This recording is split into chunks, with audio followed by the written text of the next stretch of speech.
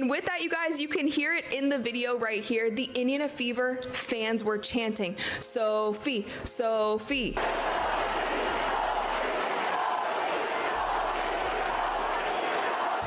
How does this happen? How does a player who commits a foul so flagrant that she's immediately ejected from a game, a foul the other team's coach called completely stupid and disrespectful, become a hero overnight? How does her jersey, the jersey of a solid veteran role player, sell out completely within days of her being thrown out of a game? It sounds impossible. It sounds like something is fundamentally broken, and it is. What you are witnessing is a phenomenon that should have the WNBA league office in full-blown panic mode. This isn't just about a hard foul or a player defending a teammate. This is about the birth of something new and something incredibly dangerous for the league's authority. This is the story of the enforcer economy. The title of this video is not an exaggeration. The WNBA is in shock as Sophie Cunningham's jersey sold out after what many called a vicious foul. But the shock isn't just that it happened. The shock is why it happened. It happened because thousands of fans, new and old, watched the events of that now infamous Indiana Fever versus Connecticut Sun game, and they came to a very clear and very powerful conclusion. They concluded that the league, the commissioner, and the referees had failed. They had failed to do their most basic job, protect the players, and specifically to protect their biggest star, Caitlin Clark. And when a system fails, when the official channels of justice are perceived to be weak, corrupt, or just plain incompetent, people will look for an alternative. They will look for a hero. And on that night, the fans found their hero in a 7-year veteran forward with a black belt in Taekwondo. They found Sophie Cunningham. And they didn't just praise her with tweets and forum posts. They rewarded her with their wallets. They voted with their credit cards. They made her jersey a collector's item overnight, and in doing so, they sent a message to the WNBA that is impossible to ignore. If you won't police your own league, we will pay the players who do it for you. This is the story of how one flagrant foul exposed the entire power structure of the WNBA and how it created a crisis that Commissioner Cathy Engelbert has no idea how to solve. To understand how we got here, we have to go back to the moment the fuse was lit. It all started in the third quarter of the Fever Sun game on June 17th. The Fever were leading, but the game was physical, tense. Caitlin Clark gets the ball at the top of the key, and she's being defended by Jacy Sheldon. This isn't just any matchup, by the way. This is a rivalry that goes way back to their college days at Iowa and Ohio State, a history filled with bad blood and intense competition. Sheldon reaches in and makes contact. But it's not a clean play for the ball. She pokes Clark directly in the face, in the eye. You can Clark, trying to create space, pushes her away, and that's when it explodes. Out of nowhere, Sun guard Marina Mabrey, a player with a reputation for getting involved in these things, charges in like a freight train and delivers a full-body shoulder check to Clark, who is completely vulnerable and still reacting to the eye poke. Clark goes crashing the floor, right into the legs of a referee. It was a blatant, dangerous, non-basketball play. The kind of thing that should result in an immediate ejection, but it didn't. After a long review, the officials gave Sheldon a flagrant 1, Mabrey just a simple technical foul, and unbelievably, they gave Caitlin Clark a technical foul 2 for pushing Sheldon away after being poked in the eye and chest bumped. The message from the officiating crew, led by crew chief Ashley Gloss, was clear. You can target our star player, but she's not allowed to defend herself. Indiana's head coach, Stephanie White, was furious after the game, and she didn't hold back. She said what everyone was thinking. When the officials don't get control of the ball game, when they allow that stuff to happen, and it's been happening all season long, this is what happens. During that same press conference, when a reporter asked her what getting control meant, Clark herself leaned into the microphone and said it all in just 2 words: call fouls. The league's official explanation for why Marina Mabrey wasn't ejected was even more infuriating. It was a masterclass in bureaucratic nonsense, and it revealed just how broken their standards are. A wind up, and it was to the face. The three of them that is a flagrant 2. By definition, you've described a flagrant 2. Unnecessary contact, wind up and unnecessary. The two of those can be a flagrant 2. And face. You have described why was it a flagrant 2. You have just described a flagrant 2 as your answer for why it was upgraded to a flagrant 1. You have just described the flagrant 2. What went into deciding Marina Mabrey should get technical foul instead of something more severe? The contact made by Mabrey did not rise to the level of an ejection. Additionally, it did not meet the criteria for flagrant penalty 2. Like what exactly, did not rise to the level of an ejection? I'm sorry, what? Did she have to have, for it to be a level of an ejection, did she have to injure Caitlin, or did she have to injure the referee? She almost went through the ref's knee. Think about that. The league's own explanation for the foul perfectly describes a flagrant 2, yet they refused to call it that on the floor. It was a complete failure of officiating, a failure of nerve, and a failure to protect a player from a clearly dangerous act. The refs had, as Coach White said, lost control of the ballgame. And when the official authorities lose control, someone else always steps in to take it back. Fast forward to the fourth quarter. The game is already decided. The Fever are up by a commanding lead with less than a minute to go. The tension, however, is still thick enough to cut with a knife. Jacy Sheldon, the player who started the whole mess with the eye poke, gets a steal and is driving for a layup on a fast break. The only player back for Indiana is Sophie Cunningham. And what happens next is the moment that changed everything. The moment that created a new WNBA folk hero and a PR nightmare for the league office. Cunningham doesn't make a play on the ball. She doesn't swipe at it. She doesn't try to block the shot. That was never her intention. Instead, she does exactly what she came to do. She squares up Sheldon, wraps her up with both arms, and pulls her to the ground in a hard, deliberate, professional-grade foul. There was no ambiguity. There was no question of intent. This was a message. This was a line being drawn in the sand, in bold, permanent marker. The play immediately triggered another scrum, with Sheldon and another Sun player getting in Cunningham's face, shoving her back towards the seats before security rushed in. After the review, the call was obvious: a flagrant 2 foul for Cunningham, and an automatic ejection from the game. But here's where the story takes a fascinating turn. While the league saw a flagrant foul, the fans saw something else entirely. They saw payback. They saw loyalty. They saw the one thing that had been missing all game: protection. And as the news of the incident spread like wildfire online, a key biographical detail about Sophie Cunningham began to circulate, a detail that seemed to explain everything. Sophie Cunningham, the player who just laid down the law for her teammate, has a black belt in Taekwondo, which she earned when she was just 6 years old. Suddenly, the narrative was set in stone. She wasn't just a loyal teammate, she was an enforcer, a trained professional, Caitlin Clark's bodyguard. The internet ran with it, creating memes, videos, and a legend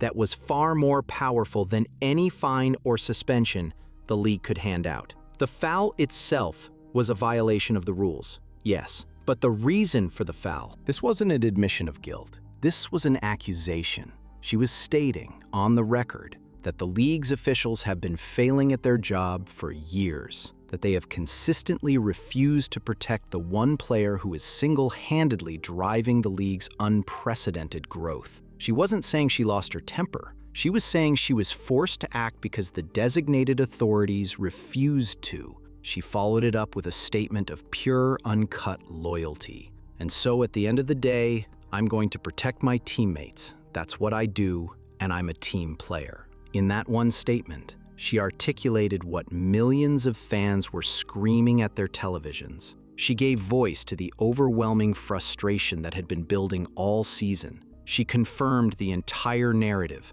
that Caitlin Clark is being targeted, that the refs are letting it happen, and that her own teammates have no choice but to take matters into their own hands. She essentially declared that a vacuum of leadership existed and she was stepping in to fill it. The WNBA could fine her, they could eject her, but they couldn't refute her point because the evidence was right there on the game tape. And the fans, the people who the league desperately needs to keep buying tickets and tuning in, they heard her message loud and clear. And their response was immediate, overwhelming, and something the WNBA has never seen before. They were about to make Sophie Cunningham a star. The WNBA league office can issue fines. The referees can call flagrant fouls and eject players from the game. But there is a higher court in the world of professional sports, and that is the court of public opinion. And in this new era of the WNBA, that court has a jury of millions of fans who vote with their time, their attention, and most importantly, their money. And the verdict on Sophie Cunningham's actions came in swiftly. It wasn't delivered in a press release or an official statement. It was delivered in the digital shopping carts of the Indiana Fever's official team store. In the days immediately following the game, something unprecedented happened. Sophie Cunningham's number 8 Indiana Fever jersey completely and utterly sold out. Read that again. A player was ejected for a flagrant non-basketball foul, and the fans responded by buying up every last piece of her official merchandise until there was nothing left to sell. This is the birth of the enforcer economy. This is tangible, financial, undeniable proof that the fan base didn't just agree with what she did. They actively celebrated it. They wanted to wear the number of the player who was willing to do what the league wouldn't. Every single sold-out jersey was a 5-star review for vigilantism. Every add-to-cart click was a vote of no confidence in Cathy. You're ejected and you will be fined. But the markets, the fan base, responded with a deafening roar, saying, "Sophie Cunningham, you are a hero. Here is our money. We want to represent what you stand for." This wasn't just a few fans on a subreddit. This was a legitimate commercial phenomenon. A role player's jersey became the hottest item in the store, not because of a game-winning shot, but because of a game-changing foul. The league tried to punish her, but the fans rewarded her. And if you think a sold-out jersey is shocking, it was only the beginning. The financial validation was just one piece of the puzzle. The social currency she gained overnight was even more staggering. In today's world, wealth isn't just measured in dollars, it's measured in influence. It's counted in followers, likes, and shares. And the enforcer economy that sprung up around Sophie Cunningham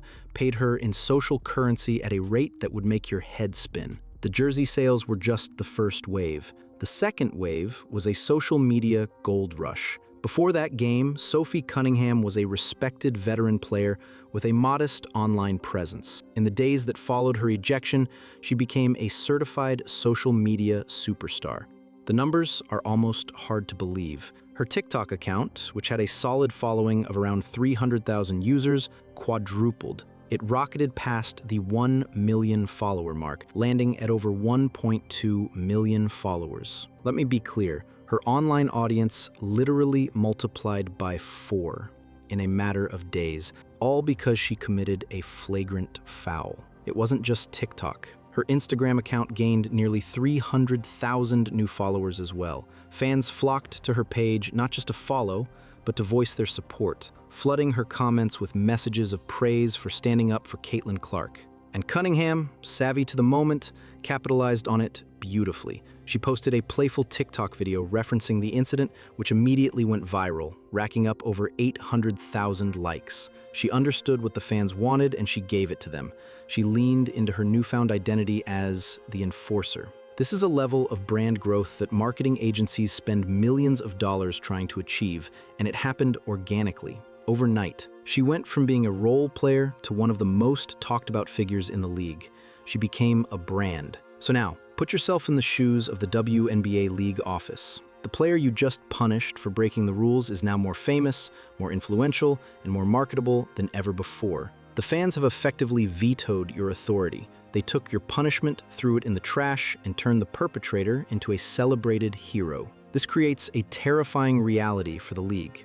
It sets a precedent that is not just dangerous, it's potentially league-altering. This is where the story moves beyond one game and one player. The Sophie Cunningham effect has created a genuine crisis for the WNBA. It's a crisis of authority, and it establishes what one report called a clear and potentially perilous precedent. What is that precedent? It's simple.